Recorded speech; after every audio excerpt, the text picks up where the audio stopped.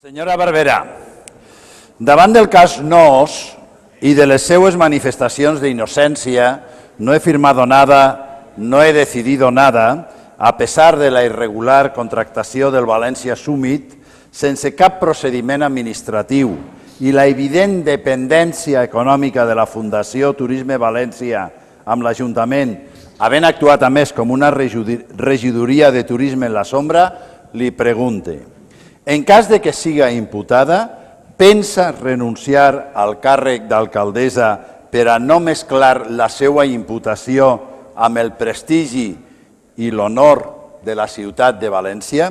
Mire, el tema és greu, senyora Barberà. El seu partit va camí de fer un 3 en ratlla d'imputacions en el mapa. Castelló, València, Alacant, 3 en ratlla, sí, de corrupció. 3 alcaldes del Partit Popular, 3 posibles imputacions en les 3 capitals de provincia. Gracias. Iba a ser breve, pero puesto que tengo aquí el escrito razonado que ha enviado el juez Castro hoy, voy a ser un poco más clara. Es decir, yo he dicho siempre que no he firmado nada, ni el ayuntamiento se ha involucrado en nada, ni nada. Pues es el propio juez Castro el que subraya que los convenios no están firmados, no por mí, sino por el director de Valencia Convención Buró.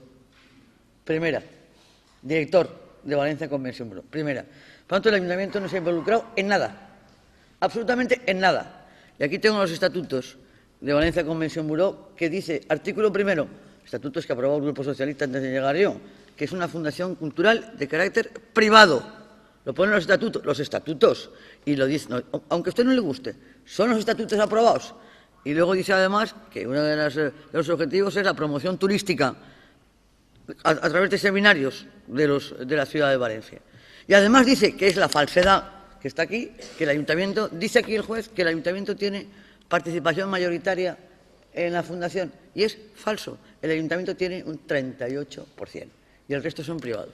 Por lo tanto, eso es lo que yo, a lo mejor en otro momento no lo hubiera contestado, pero como está aquí en el informe del propio señor juez Castro, que he contrastado con los estatutos para corroborar y explicar la falsedad del juez, se lo tengo que explicar. Respecto de la segunda pregunta, lo único que le tengo que decir es que no confunda sus deseos con la realidad.